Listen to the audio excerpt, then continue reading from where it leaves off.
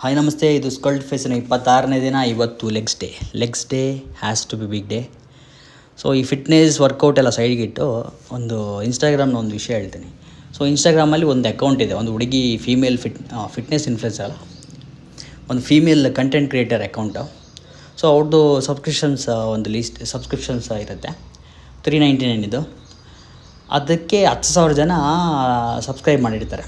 So ಅದ್ರ ಬಗ್ಗೆ video ಮಾಡಿದ್ದಾರೆ ತುಂಬ ಜನ ವೀಡಿಯೋ ಮಾಡಿದ ಮೇಲೆ 2 ದಿನ ಬಿಟ್ಟು ನೋಡಿದ್ರೆ 12,500 ಆಗಿರುತ್ತೆ. ಓಕೆನಾ. ಮತ್ತೆ 2 ದಿನ ಬಿಟ್ಟು ನೋಡಿದ್ರೆ 15,000 ಸಬ್ಸ್ಕ್ರೈಬ್ಸ್ ಆಗಿರುತ್ತೆ. ಮತ್ತೆ ನೋಡಿದಾಗ 20,000 ಆಗಿರುತ್ತೆ. ಇವಾಗ ನೋಡಿದ್ರೆ 25,000ಕ್ಕಿಂತ ಮೇಲೆ ಸಬ್ಸ್ಕ್ರೈಬರ್ಸ್ ಇದ್ದಾರೆ. ಅಂದರೆ ತಿಂಗಳಿಗೆ ಮೋರ್ ದೆನ್ 1 crore ಜಾಸ್ತಿ ಅವರು ಅರ್ನ್ ಮಾಡ್ತಾಯಿದ್ದಾರೆ ಬರೀ ಸಬ್ಸ್ಕ್ರಿಪ್ಷನ್ಸಿಂದ.